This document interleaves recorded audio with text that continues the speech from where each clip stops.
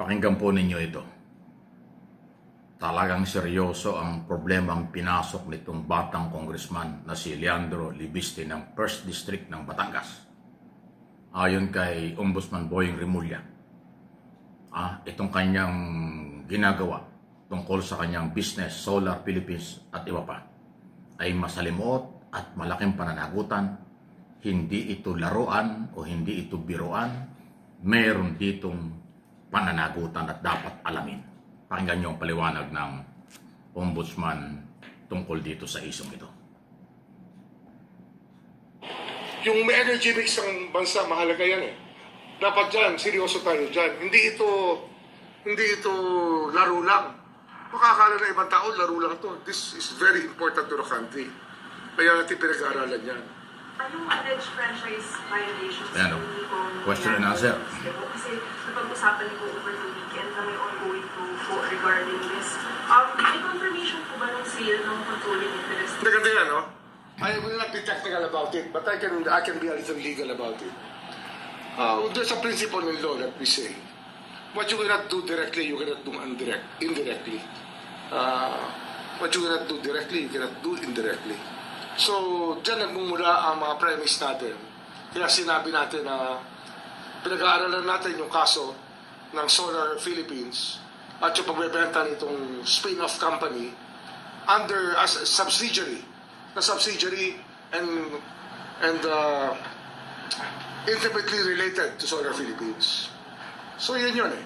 We have to look at it from that point of view. Kung hindi pwede mo ibenta yung isa, gagawa ka naman ng kontrata, gagawa ka ng subsidiary, baka naman pinaiikutan mo na yung batas.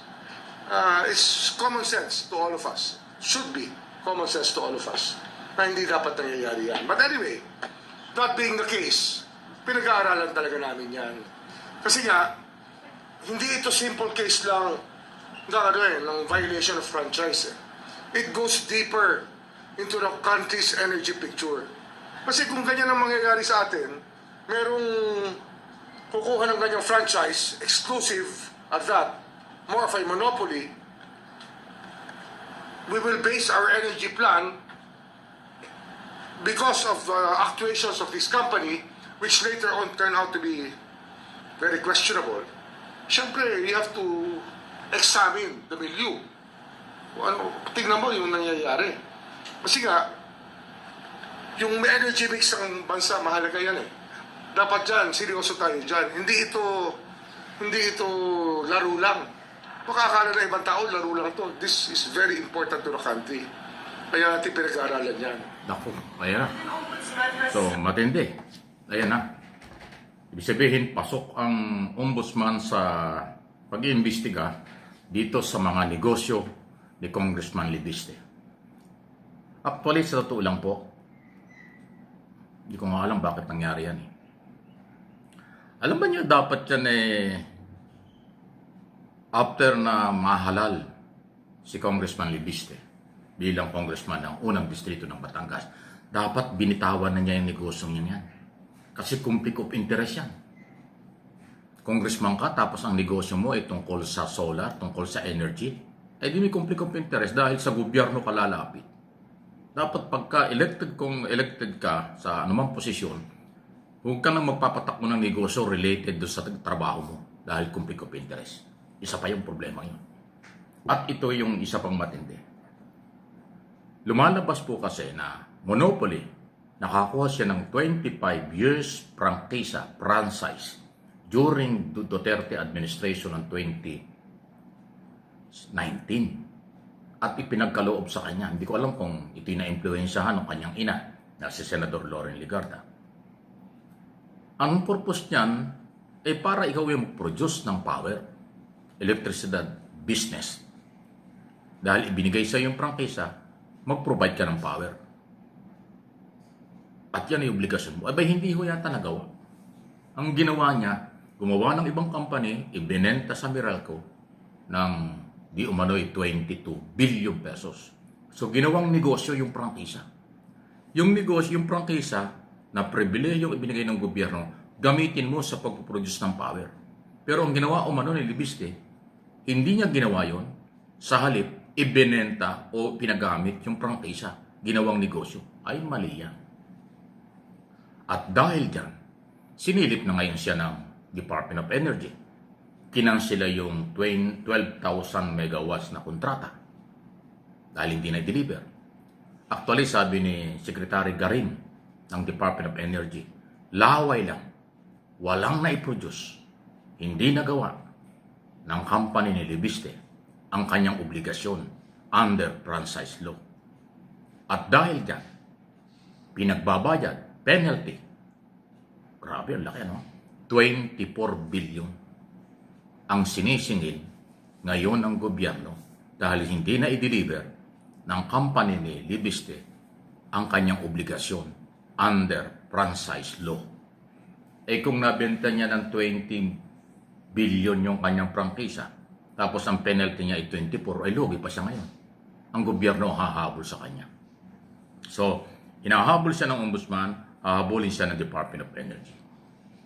So, negosyo ang naging problema. Pero ito sa isang banda, hindi naman ako sa nakikialam. Alam niyo, itong si Libiste kasi, dahil bata pa, masyado siyang nag-ingay. Alam niyo, pag ikaw ay may negosyo, matino ang negosyo mo, halimbawa, matino man o hindi ang negosyo mo, pero nag-ingay ka, masisilip at masisilip ka talaga. Eh lalo tigit yung kanyang ginawang pag-iingay. Sa Kongreso, maganda ang kanyang layunin, labanan ng grabing korupsyon. Pero marami siyang nasagasaan. Ganon talaga. Normal yan sa gobyerno o kahit sa pribadong sektor. Pag nag-ingay ka, marami kang masasagasaan, sisilipin ka. Ayun ang nangyari sa kanya ngayon. Nag-akusa siya na may taga-gobyerno, Kongreso, Senado, Executive Department na sangkot daw sa insersyon. Di ba? In-expose niya yan. Ganon. Subukan natin. Ganyan ang ginawa sa kanya. Sino ba itong Libiste ito? Ano bang negosyo nito? Ano bang pagkatao nito? Bakit pa bilyonaryo ito? At bakit ba parang ang yabang ng dating nito? Na kahit sino, kahit kasamahan sa Kongreso, inuupakan ito. Ayun. Nasilip yung prangkisa. At yung prangkisang kanyang na ibinigay sa kanya, Kongreso ang nagbigay. At doon sa prangkisang yan, obligado under franchise law na bago mo ibenta o ipagamit sa iba, kailangan ang approval ng Kongreso ay hindi naman niya ginawa. So yung kanyang negosyo nahukay ngayon. Yan ang problema ni Libiste. Kaya ang balita ko, umiiyak na raw po. Inamin ni Senador Lacson na nag-text na sa kanya, humihingi na ng tulong si Lori Ligarda, si Senador. Kay Lacson kung paano daw matulungan yung anak kasi umiiyak na yung anak. Dahil nagimbal, nawasak, talagang sinisilip na ngayon. Nawala na yung negosyo niya, although kumita siya, ngayon pinagbabayad siya ng 24 billion at sirang-sira pa siya. Sinong congressman ang susuporta sa kanya ngayon? Sinira niya yung Kongreso tungkol sa insertion. Sinong mga senador ang kakampi sa kanya ngayon? Sinong taga-executive department ang kakampi sa kanya ngayon? Wala. Yan ang epekto ng kabataan, hindi kinontrol ang sarili. Kabataan, masyadong nag-ingay. Sabi nga ni Ping Lacson pabara-bara ka kasi. Araw-araw, nasa TV ka kung ano mga pinagsasasabi mo. Eh ngayon, binalikan ka, yari ka. So, si Libiste mismo ang gumawa ng paraan at siya rin ang dahilan kung bakit siya namumblema sa aking opinyon.